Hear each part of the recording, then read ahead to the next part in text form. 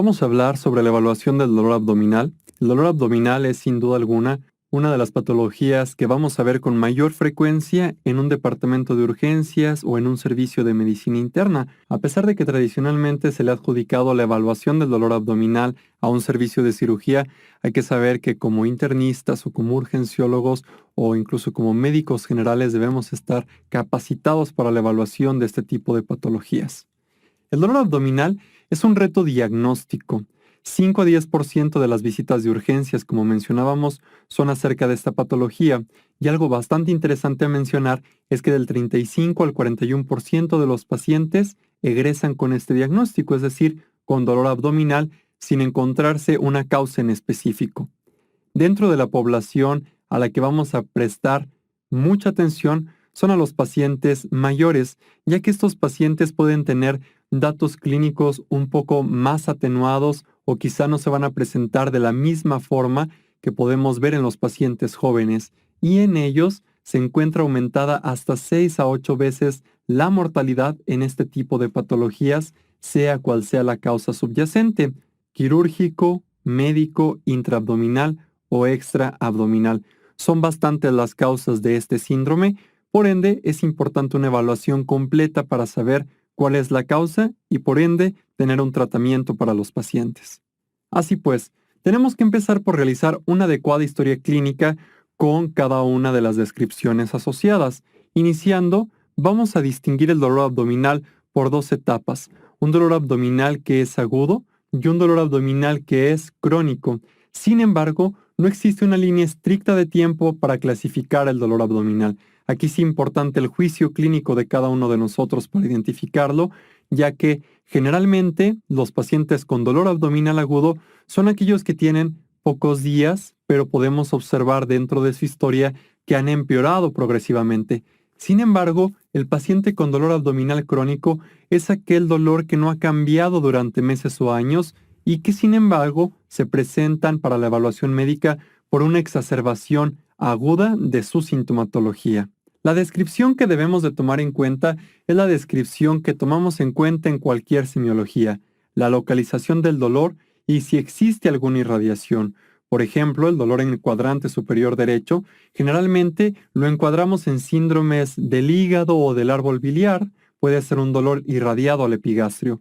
¿Por qué no el dolor de la pancreatitis, que también es superior, pero con irradiación hacia la espalda?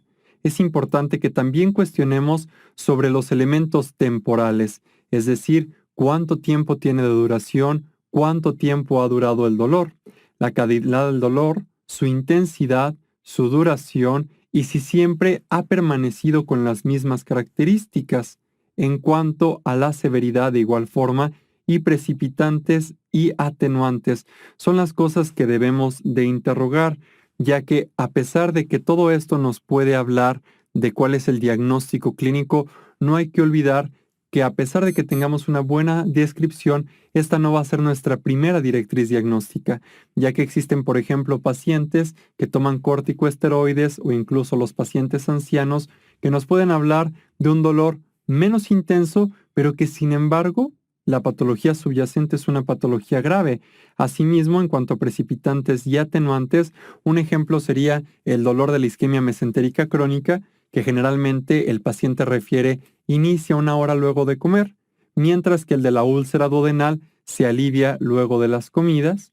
Asimismo, el dolor de la pancreatitis, que se alivia al sentarse, lo pueden describir así algunos pacientes, o también los pacientes que consumen lactosa o gluten, en el caso de la intolerancia a la lactosa o de la enfermedad celíaca, que pueden llegar a tener este tipo de manifestaciones dentro de su patología.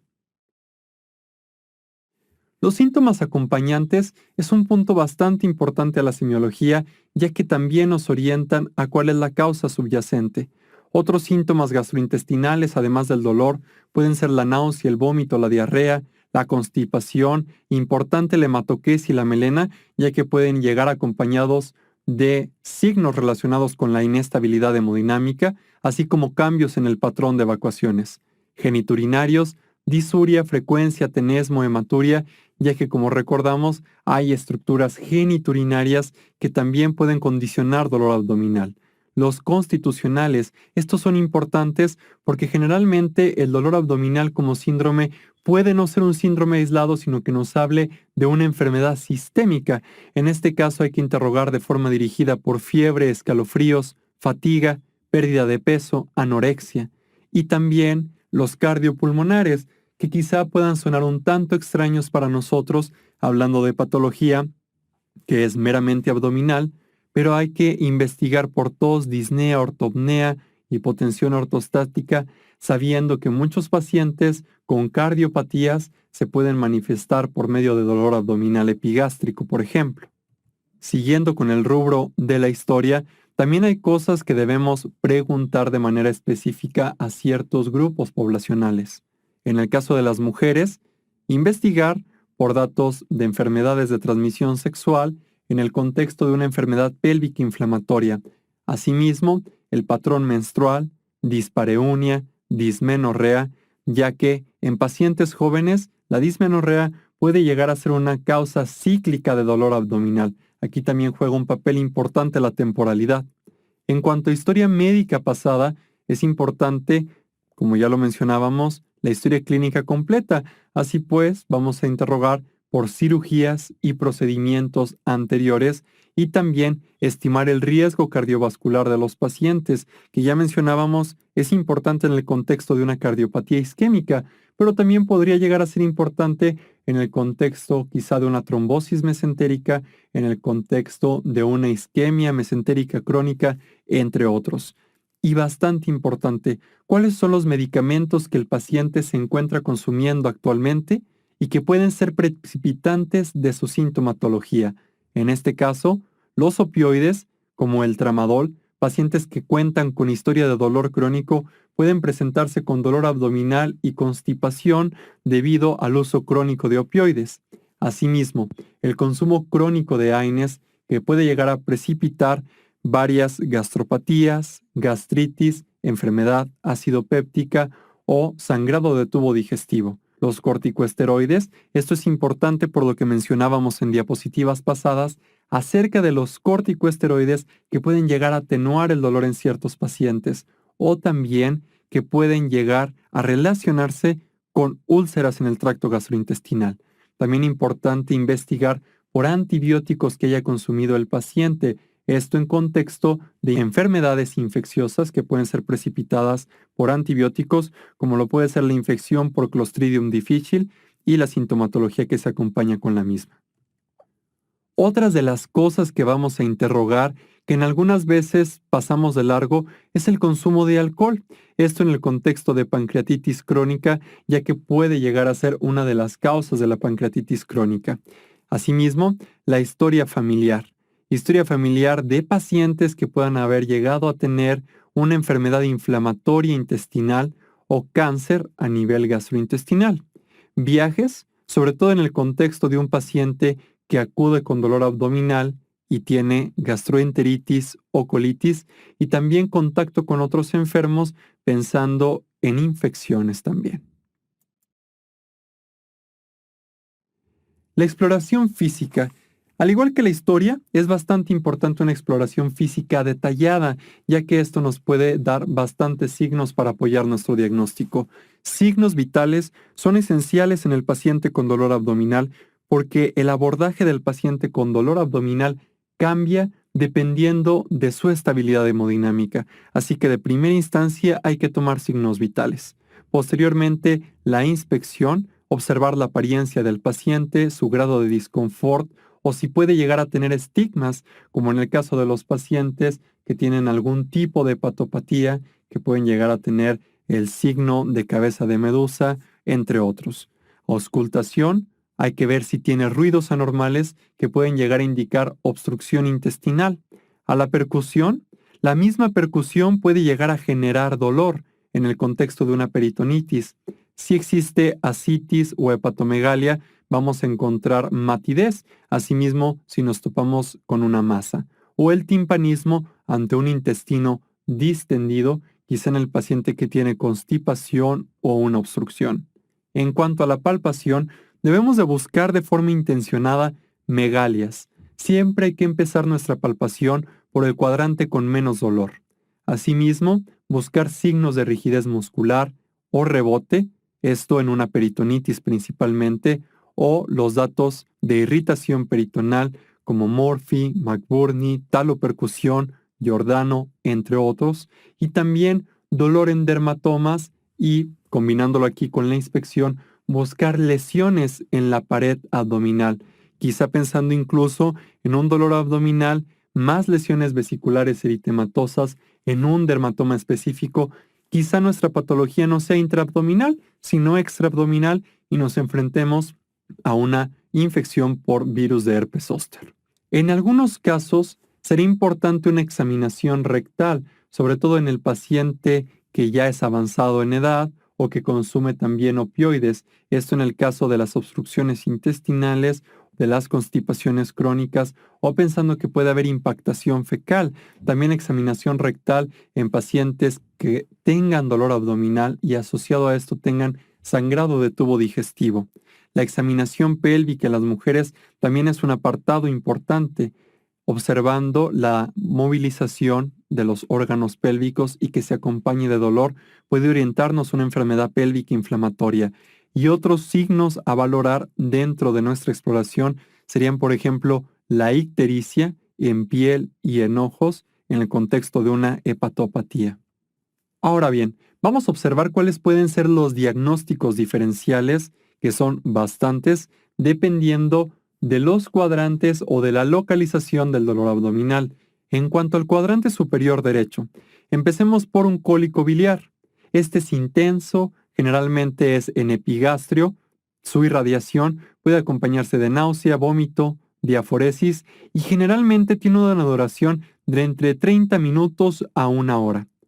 Una colecistitis aguda es un dolor un tanto más prolongado, puede durar de 4 a 6 horas, también con irradiación epigastrio, puede haber fiebre en el contexto de una reacción inflamatoria y van a presentar el signo de Murphy. Una colangitis aguda, esta es bastante importante ya que hay pacientes que incluso pueden llegar a tener presentaciones atípicas o presentaciones en las cuales el paciente tenga un compromiso hemodinámico importante debido incluso a un shock séptico. Acompañado de signos de inestabilidad hemodinámica, buscaríamos fiebre e ictericia. En una disfunción del esfínter de Oddi puede haber sintomatología similar a la del cólico biliar. También una hepatitis aguda. Una hepatitis aguda puede iniciar su sintomatología y sus manifestaciones únicamente con dolor abdominal en el cuadrante superior derecho. Asimismo, síntomas constitucionales como fatiga, malestar general, también náusea, vómito, anorexia, ictericia, coluria y acolia. Y hay que recordar que una hepatitis aguda puede tener una variedad bastante amplia de etiologías. También podría estarse causando el dolor por un absceso hepático. Aquí vamos a buscar fiebre y dolor abdominal y también vamos a interrogar de forma dirigida por factores de riesgo y exposiciones que puedan condicionar a un absceso hepático. Entre otras causas poco frecuentes que podrían causar dolor en el cuadrante superior derecho, Budd-Chiari, trombosis de la vena portal y perihepatitis. Los diagnósticos diferenciales y la localización es en epigastrio. La cardiopatía isquémica es importante sobre todo en el contexto de los pacientes diabéticos que pueden llegar a desarrollar anginas atípicas. Podríamos buscar pacientes que tengan disnea, esfuerzo, buscar factores de riesgo como la dislipidemia, la diabetes, la hipertensión, entre otros. Luego, la pancreatitis aguda puede ser localizada en epigastrio o mesogastrio. Generalmente el paciente va a hablarnos de un inicio agudo, de un dolor persistente, intenso, con irradiación hacia espalda, el dolor transfictivo. En una pancreatitis crónica, en este caso la temporalidad, importante interrogarla, dolor en epigastrio con irradiación a la espalda, con datos de insuficiencia pancreática. Una úlcera péptica con disconfort en el epigastrio y quizá valdría la pena interrogar por síntomas de sangrado de tubo digestivo. En el reflujo gastroesofágico puede existir pirosis, regurgitación, disfagia como acompañantes, una gastritis o una gastropatía con síntomas similares, también acompañado de hematemesis, y en estas valdría la pena interrogar por el uso de alcohol, AINES, entre otros. La dispepsia funcional, importante también pacientes que se presentan quizá con un dolor abdominal no tan aparatoso, pero sí un dolor quizá crónico, con plenitud postpandrial, con pirosis y regurgitación, y que además, cuando nosotros empezamos a estudiar al paciente, no hay evidencia de una enfermedad estructural. Hay que pensar en este diagnóstico. Asimismo, volviendo al paciente diabético, la gastroparesia. También los pacientes postquirúrgicos que recibieron cierto tipo de analgésicos pueden desarrollar gastroparesia y por ende dolor. También hay que interrogarles por náusea, vómito o saciedad temprana. Moviéndonos de localización, vamos a hablar ahora del cuadrante superior izquierdo. Aquí en el cuadrante superior izquierdo vamos a tener la referencia anatómica del vaso. Es por ende que todas las patologías de las que hablemos van a ser pues localizadas en el vaso, tales como la esplenomegalia, el infarto esplénico, el absceso esplénico o la ruptura esplénica. En este último, en la ruptura esplénica, es importante interrogar por el antecedente de trauma, puesto que va a ser una de las causas más comunes que podemos encontrar. Y en cuanto al infarto esplénico, es importante preguntar por los estados de hipercoagulabilidad como una causa subyacente, una fibrilación auricular con émbolos o una esplenomegalia.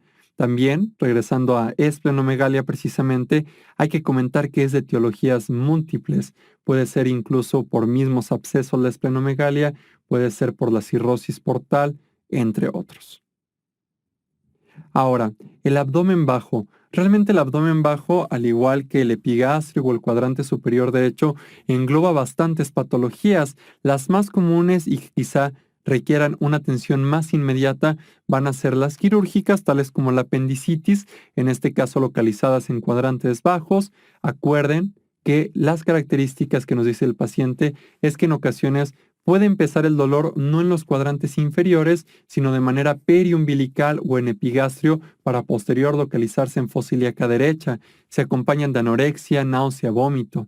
La diverticulitis puede ser en cuadrantes bajos. Recordar que diverticulitis no es sinónimo de dolor en fosa ilíaca izquierda, ya que puede haber también enfermedad diverticular, incluso en ocasiones no complicada, en la fosa ilíaca derecha a nivel del colon ascendente.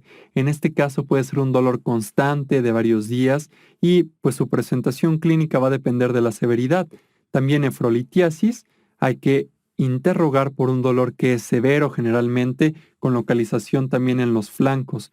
En el caso de una pielonefritis, pacientes que además tengan disuria, frecuencia, urgencia, hematuria, fiebre y escalofríos, retención urinaria, un dolor generalmente suprapúbico con incapacidad para orinar, una cistitis, también dolor suprapúbico, pero que se acompaña de síntomas como disuria, frecuencia, urgencia o también hematuria, y finalmente una colitis infecciosa que puede acompañarse de diarrea y es importante remarcar, interrogar por factores de riesgo para Clostridium difficile, como lo es el uso de inhibidores de bomba de protones o también el uso de antibióticos, ya que esto puede llegar a complicaciones bastante importantes para el paciente. Ahora bien, hablamos del dolor abdominal en diversas topografías, pero también hay cuadros de dolor abdominal que es difuso, que el paciente no puede determinar bien su localización. En este caso, estos van a ser los diagnósticos más relacionados con este tipo de descripción. Una obstrucción intestinal con estas características clínicas como distensión, timpanismo, ausencia o aumento de ruidos intestinales, dependiendo del área que auscultemos. Una perforación intestinal, dolor severo. Aquí sería también importante prestar atención a pacientes en un contexto postquirúrgico o pacientes que tienen cirugía bariátrica, ya que puede ser alguna de sus complicaciones. En el caso de la enfermedad intestinal inflamatoria, es una historia quizá de un dolor más crónico, asociado a diarrea, urgencia, tenesmo rectal, pérdida de peso y hay que interrogar por asociaciones gastrointestinales, pero también las extraintestinales, tales como lo pueden ser las espondiloartropatías seronegativas, como lo podría ser las uveitis, entre otros. La gastroenteritis viral No hay que olvidarnos de la gastroenteritis viral, ya que puede ser una causa de dolor abdominal. Sin embargo, esta hay que contextualizarla con los datos que el paciente nos arroje dentro de nuestra evaluación clínica.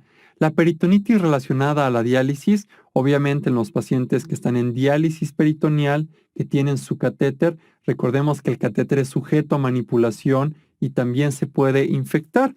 Asimismo, pacientes con intolerancia a la lactosa, ya lo habíamos mencionado, e importante, las causas metabólicas. Existen muchos pacientes que quizá no tengan una causa intraabdominal, pero por ciertos estados metabólicos como una cetoacidosis, pueden encontrarse con dolor abdominal, náusea o vómito. Quizá por eso también, dentro del primer abordaje, sería en un paciente diabético tomarle una glucometría capilar y ver cómo se encuentra su glucosa en ese momento.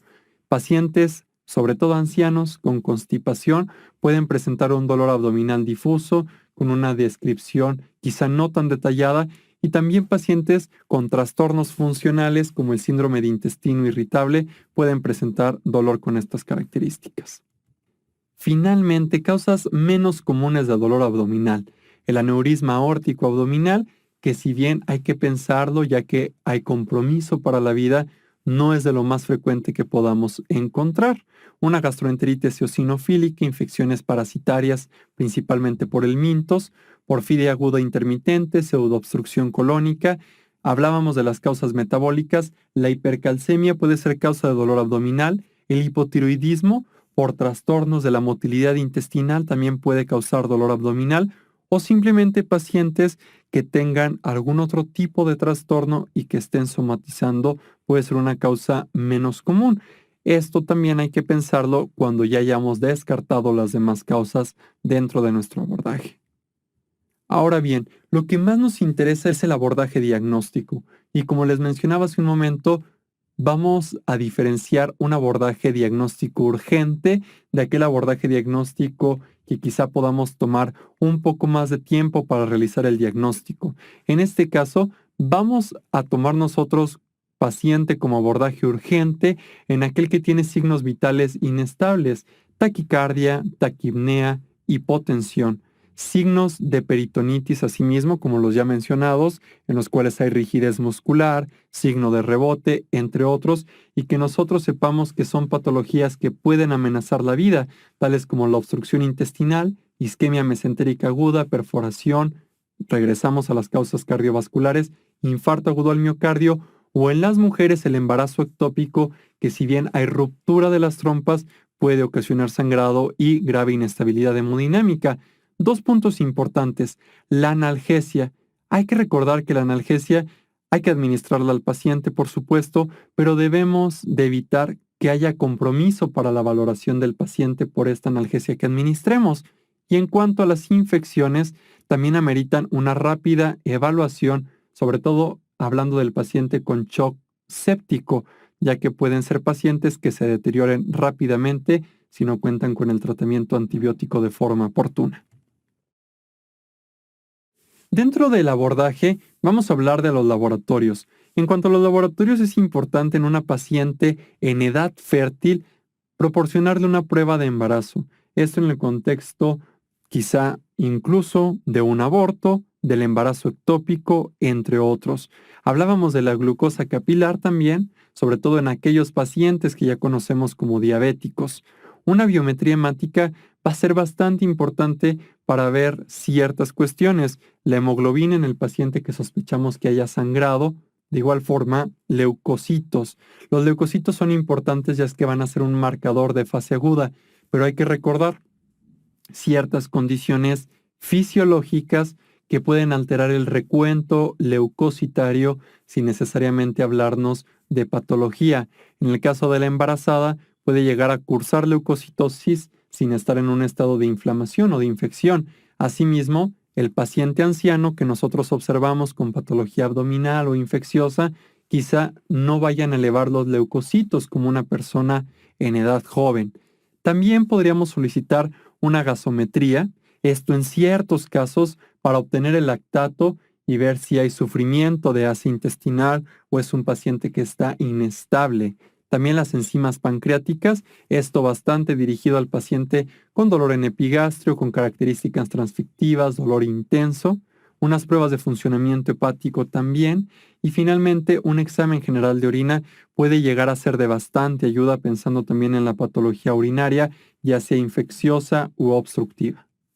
En cuanto a los estudios de imagen, hay que recordar que antes de realizar cualquier estudio de imagen, debemos de tener nosotros una aproximación diagnóstica únicamente con los datos clínicos, ya que de eso depende qué estudio de imagen vamos a realizar. Por ejemplo, unos rayos X de abdomen, quizá en la mayoría de los pacientes no nos puedan arrojar tantos datos como para concretar un diagnóstico, pero podrían ser útiles en ciertas patologías como en la obstrucción intestinal, en la perforación intestinal o en un cuerpo extraño. Por ejemplo, en una perforación intestinal con la presencia de aire libre intraperitoneal en una radiografía de tórax, si no es visto en unos rayos X posteroanteriores, puede ser localizados en unos anterolaterales, como observamos aquí con las flechas amarillas, en las cuales a nivel subdiafragmático podemos observar el aire libre. Asimismo, en una obstrucción intestinal podríamos observar esta serie curvilínea de pequeñas burbujas de gas o signo de cadena de cuentas, además de niveles hidroaéreos que nos hablan de distensión de asas de intestino y de una probable obstrucción intestinal. En cuanto al ultrasonido, el ultrasonido puede llegar a ser estudio de elección en bastantes patologías, entre ellas un aneurisma aórtico abdominal, sobre todo en aquellos pacientes que están inestables, que quizá no podemos trasladar hacia una tomografía. En este caso, podemos observar en un Doppler un flujo turbulento, como podemos apreciar en esta imagen. También es de elección el ultrasonido en la enfermedad litiásica biliar, recordando los signos de la sombra acústica posterior, como podemos observar, también realizando medición de la pared de la vesícula biliar, quizá también encontrando líquido libre perivesicular, como lo vemos en esta flecha amarilla, y también un aumento en la vascularidad por el proceso inflamatorio que se puede estar llevando dentro de la vesícula biliar. También podemos usar el ultrasonido en el contexto de un embarazo ectópico, de un hemoperitoneo o también del cólico renal. Aquí, en cuanto al hemoperitoneo, si ustedes observan, podemos ver a este nivel esta colección de líquido que podría ser bien líquido relacionado a hemoperitoneo. Y en cuanto al cólico renal, podemos encontrar hidronefrosis en el caso de obstrucción de la vía urinaria. Entonces el ultrasonido es pues bastante bueno desde el punto de vista que es rápido, que lo podemos hacer a la cama del paciente, que no emite radiación, por ende sería de elección en paciente embarazada, pero no nos va a ayudar en todos los casos. Así pues, en esos casos que una placa de abdomen o también una placa de tórax en el contexto de aire libre subdiafragmático, ni un ultrasonido nos dan el diagnóstico, podemos recurrir a una tomografía abdominal. Pero ojo, no hablo de que los estudios de imagen los tengamos que hacer de una forma escalonada. No, hay que escoger el más apropiado para nuestros pacientes. En este caso, la TAC va a ser un estudio de elección en dolor abdominal poco diferenciado. Hasta 2/3 de los pacientes pueden llegar a ser diagnosticados por este método. Puede ser particularmente útil en el paciente con edad avanzada porque, como hablábamos, es un paciente que quizá no nos arroje los datos clínicos suficientes para su evaluación. En un aneurisma aórtico es importante en aquel paciente que no tiene inestabilidad hemodinámica. En una apendicitis también podríamos obtener el diagnóstico y la variación de la angiotac en el contexto del diagnóstico de una isquemia mesentérica, pues va a ser un estudio de elección. Habiendo hablado de los laboratorios básicos que vamos a solicitar y de los estudios de imagen que podemos llegar a tener a la mano de primera instancia en la primera evaluación del dolor abdominal, vamos a sugerir un algoritmo diagnóstico. En este caso, en el algoritmo diagnóstico, vamos a encontrar un paciente que tiene signos de irritación peritoneal, que puede tener shock y que tiene una apariencia tóxica. ¿tiene estos signos o no los tiene? En el caso de que sí los tenga, tenemos un paciente grave. Hay que iniciar resucitación con líquidos si así lo requiere. Hay que obtener una interconsulta por cirugía pensando en que puede haber una patología que requiere el ingreso a quirófano. Podemos realizar, como ya mencionábamos, un ultrasonido a la cama del paciente, evaluando quizá la aorta, que existe hemoperitoneo, también viendo el pericardio, y hay que obtener los estudios indicados según el contexto del paciente. Como hablábamos, puede ser rayos X, un electrocardiograma, lactato, lipasa y pruebas de funcionamiento hepático. Este sería el abordaje principal del paciente inestable. Ahora bien, tenemos un paciente que no tiene estos signos. Ahora, valdría la pena preguntarnos, ¿tiene signos cardiovasculares o que ameriten una evaluación para un síndrome coronario agudo? Pues hay que preguntárnoslo, hay que solicitar los exámenes necesarios como un electrocardiograma, unas enzimas cardíacas y darle el manejo apropiado dependiendo de los resultados. Ahora, no tiene estos signos el paciente, pero puede llegar a tener signos sugestivos de un aneurisma aórtico abdominal y no tiene datos de inestabilidad. Hay que interconsultar al servicio de cirugía, realizar el ultrasonido o, si no hay inestabilidad, como mencionaba, la tomografía abdominal con su variante también que podría ser de angiotac. En este caso hay que preguntar historia, hay que hacer el examen físico, analizar factores de riesgo, también para isquemia mesentérica y si no los tiene, vamos a pasar a otra parte del algoritmo, pero como ustedes observan, estas patologías nos toca abordarlas como internistas, pero vamos a tener que echar mano en algún momento del equipo quirúrgico para la resolución final de este tipo de padecimientos. Entonces, vamos a buscar, en caso de que no existan este tipo de signos que vimos en la parte superior, la historia y examen que sugiera una obstrucción intestinal. En este caso, lo que podría ser una rigidez muscular, el disconfort, vómito persistente o también una perforación, volvemos a hablar de rigidez, y la ausencia de ruidos intestinales. En este caso, vamos a ser conscientes de que el paciente tiene estos signos. Podríamos solicitar de primera instancia únicamente rayos X de abdomen en dos posiciones. Hay que observar si tiene aire libre. En este caso podríamos hablar de una perforación, se interconsulta cirugía, que tenga datos de una obstrucción como niveles hidroaéreos, el signo de las burbujas de aire que también veíamos. Podríamos hacer una tomografía abdominal con contraste vía oral quizá para confirmar el diagnóstico o también se puede interconsultar de primera instancia un servicio de cirugía. Que busquemos y no encontremos aire libre ni obstrucción, quizá nuestro paciente sería candidato a una tomografía abdominal para mejorar la visualización de las estructuras intraabdominales. Ahora bien, nuestro paciente no tiene estos signos. Vamos a intentar diagnosticarlo por la localización del dolor. En este caso puede ser epigastrio o el cuadrante superior derecho, pueden ser los cuadrantes abdominales inferiores, el cuadrante izquierdo o también el cuadrante superior izquierdo. Así bien, dependiendo de la localización que nosotros tengamos, vamos a pensar en diversas patologías y este es el algoritmo que vamos a seguir. En el caso de que el dolor sea en epigastrio o en el cuadrante superior derecho, si lo es, en este caso podemos realizar el ultrasonido pensando en patología hepático-biliar. Vamos a obtener lipasa. La lipasa es importante también en el contexto del paciente que sabemos que tiene establecida una etiología biliar, sobre todo si la etiología biliar es litiásica.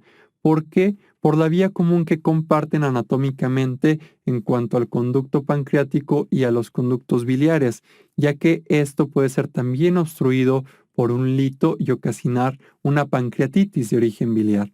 También es importante obtener entonces las pruebas de funcionamiento hepático, el electrocardiograma, los rayos X y otros exámenes basados en la historia clínica y en la examinación que hagamos.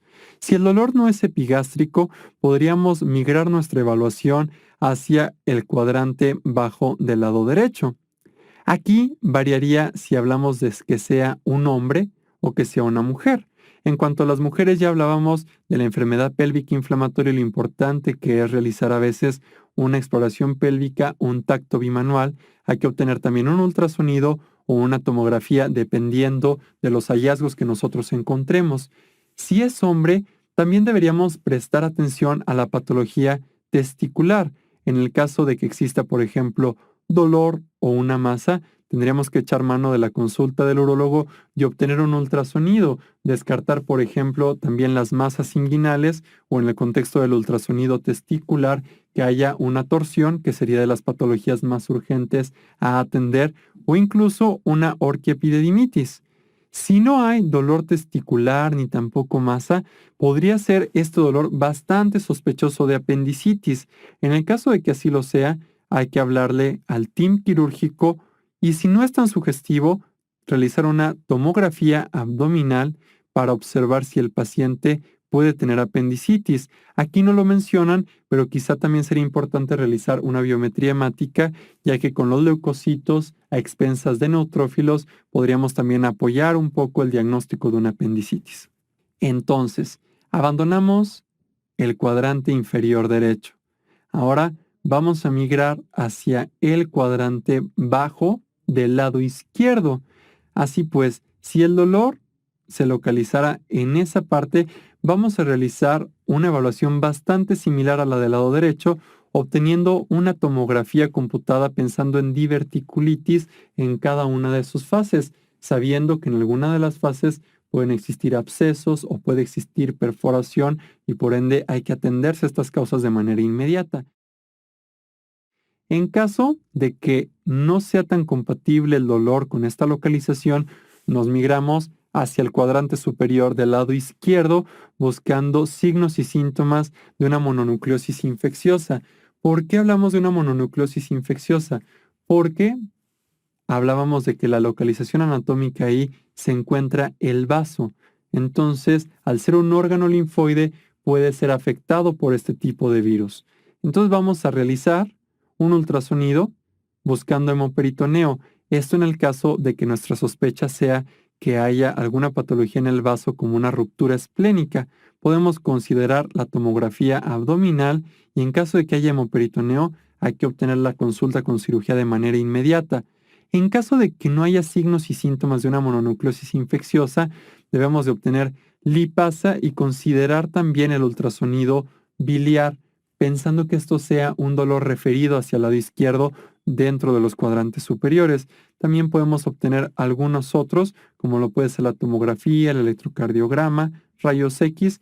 Todo esto, vuelvo a repetir, basado principalmente en nuestra historia clínica y en nuestra exploración. A grandes rasgos, este es el abordaje de un paciente de forma urgente. Ahora, un abordaje por topografía. ¿Cuáles serían las cosas obligadas que debemos ir dependiendo de la localización? En el cuadrante superior derecho y en epigastrio es importante BH, electrolitos séricos, BUN, creatinina, glucosa, pruebas de funcionamiento hepático, lipasa, amilasa y ultrasonido. En el cuadrante superior izquierdo, como ya lo evaluábamos, el ultrasonido y la tomografía van a ser nuestros elementos más importantes. Y en el abdomen bajo hay que pensar la etiología y los concomitantes. Es decir, si tengo un paciente con diarrea, quizá no sea tan necesario realizar el estudio de imagen. Pero si tengo un paciente con anemia, que me habla de sangrado de tubo digestivo, más dolor abdominal, tendría que pensar incluso en la patología neoplásica y tendríamos que recurrir a una colonoscopía o el paciente que tenga antecedentes o ciertos datos clínicos en relación con una enfermedad inflamatoria intestinal, también realizar colonoscopía y realizar los anticuerpos relacionados con este tipo de patología. En este caso, si ustedes observan, siempre hay que contextualizar al paciente en un marco clínico que nos pueda orientar en qué cosas realmente necesitamos y qué estudios no debemos de solicitar. Y así como tenemos un paciente con dolor abdominal agudo, también se va a presentar algunas veces el paciente con dolor abdominal crónico. Esto principalmente en los servicios de consulta externa. Hay que recordar los trastornos funcionales.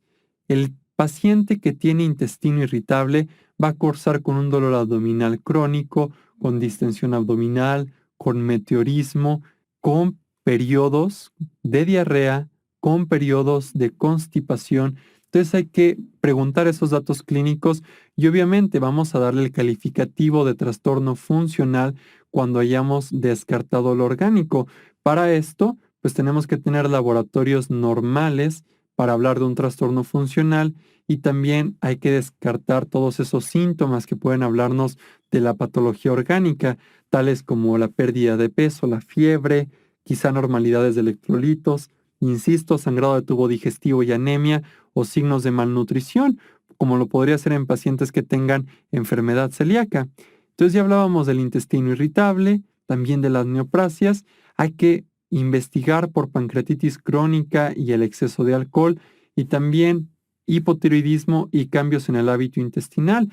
No solamente el hipotiroidismo da cambios en el hábito intestinal, también el paciente hipertiroideo y eso también puede condicionar dolor abdominal en algunos pacientes. Entonces, quizá en algún punto de nuestro algoritmo o de nuestro abordaje tengamos que solicitar también pruebas de funcionamiento tiroideo descartando estas patologías. A manera de conclusión, voy a recalcarlo, el diagnóstico de dolor abdominal es un diagnóstico clínico. Realmente realizando una exploración física y una historia clínica detallada, vamos a tener un elevado porcentaje de nuestro diagnóstico. Hay que integrar síntomas, signos y finalmente, lo recalco en mayúsculas, vamos a solicitar los paraclínicos para confirmar nuestra sospecha. Y siempre hay que pensar en el universo de posibilidades que incluye este síndrome. Es decir, que sea dolor abdominal, quizá no siempre nos hable de una patología intraabdominal. Así pues, hay que descartar también la patología extraabdominal, la metabólica o de las enfermedades sistémicas que puede manifestarse por medio del dolor abdominal. Muchas gracias.